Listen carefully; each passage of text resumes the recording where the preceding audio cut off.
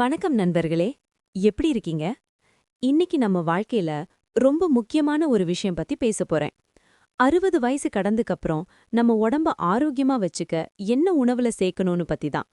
நண்பர்களே, சில வாரங்களுக்கு முன்னாடி என்னோட கிளினிக்குக்கு வந்த ஒருத்தரை பற்றிய ஒரு சம்பவம் இப்போ எனக்கு நினைவுக்கு வருது. அவரோட பெயர் மாணிக்கம் சிங். வயசு 62. கடந்த சில வருடங்களா அவருக்கு மூட்டு வலி, நினைவாற்றல் குறைவு, தூக்கம் குறைவு, சோர்வு மாதிரி பிரச்சனைகள் இருந்துச்சு. அதனால தான் அவர் என்னோட கிளினிக்குக்கு வந்தார். அவரோட மகள் சித்ரா ரொம்ப கவலைப்பட்டு அவரை அழைத்து வந்தாங்க. நான் அவர்கிட்ட கேட்டேன், மாணிக்கம் சிங், எப்படி இருக்கீங்க? உங்க அன்றாட வேலைகள் எப்படி போயிட்டு இருக்கு? அவர் சொன்னார், டாக்டர், நான் எப்பவும் சோர்வா ஃபீல் பண்றேன். காலை எழுந்த உடனே மூட்டுகள் வலி கொடுக்குது. நினைவும் சரியா வேலை செய்யல. நான் சித்ராவை பார்த்து சொன்னேன், சில உணவு பழக்கங்களை கொஞ்சம் மாத்தினா அவரோட உடல் ஆரோக்கியமும் மன ஆரோக்கியமும் ரொம்ப இம்ப்ரூவ் ஆகும். அப்போ மாணிக்கம் சிங் சிரிச்சுக்கிட்டு சொன்னார், சரி டாக்டர், சொல்லுங்க, நான் என்ன செய்யணும்? முதல்ல நான் அவர்கிட்ட சொன்னது, நீங்க மஞ்சள் பால் குடிக்க ஆரம்பிக்கணும். இது உங்க மூட்டு வலி, தசை இறுக்கம், உடம்புல இருக்கும் அழற்சி எல்லாம் குறைக்க உதவும். மஞ்சள்ல இருக்கிற குர்குமின் ஒரு நேச்சுரலான அழற்சி எதிர்ப்பு பொருள். அதே மாதிரி பால் குடிப்பதால் எலும்புகள் பலமாகும், மனசு அமைதியா இருக்கும், நல்ல தூக்கமும் வரும். அதை கேட்ட மாணிக்கம் சிங் கேட்டார், அப்படியா டாக்டர், நல்லா இருக்கு. நான் இதை எப்படி குடிக்கணும்? நான் அவருக்கு விளக்கமா சொன்னேன். அரை டீஸ்பூன் மஞ்சள் எடுக்கணும், ஒரு சிட்டிகை கருமிளகு சேர்க்கணும், ஒரு கப் சூடான பால் சேர்த்து கலக்கணும். இது தினமும் இரவு தூங்குறதுக்கு முன்னாடி குடிக்கலாம். அடுத்து நான் அவர்கிட்ட சொன்னேன், மாணிக்கம் சிங், பூண்டும் தினமும் கொஞ்சம் சாப்பிட ஆரம்பிக்கணும். இது இதயத்துக்கு ரொம்ப நல்லது. அதை கேட்ட மாணிக்கம் சிங் சிரிச்சுக்கிட்டு சொன்னார், ஆஹா டாக்டர், எனக்கு பூண்டு சாப்பிடவே முடியாது.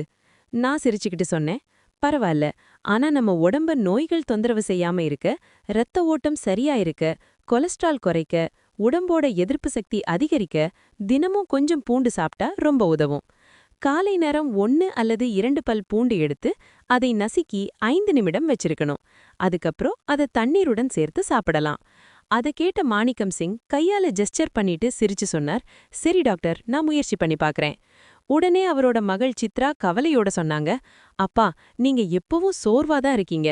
உங்க இரத்த அழுத்தமும் சில நேரம் அதிகமா ஆகுது. அது ரொம்ப கவலைக்குரியது. அதை கேட்ட நான் அமைதியா சொன்னேன், அதுக்காகத்தான் தேங்காயும் தேங்காய் தண்ணீரும் ரொம்ப உதவும். தேங்காயில இருக்கிற மீடியம் செயின் ஃபேட்டி ஆசிட்ஸ் மூளைக்கு நேரடியா சக்தி கொடுக்கும். இது இரத்த அழுத்தத்தை கட்டுப்படுத்த உதவும். அதே மாதிரி மூட்டு இறுக்கமும் கொஞ்சம் கொஞ்சமா குறைய ஆரம்பிக்கும். அதுக்கப்புறம் மாணிக்கம் சிங் தினமும் 1 கப் தேங்காய் தண்ணீர் குடிக்க ஆரம்பிச்சார். சிறிது தேங்காயும் சாப்பிட ஆரம்பிச்சார். அடுத்து நான் அவர்கிட்ட கேட்டேன், இரத்த சர்க்கரை அதிகமா இருக்கு, இன்சுலின் சம்பந்தமான பிரச்சனை ஏதாவது இருக்கா?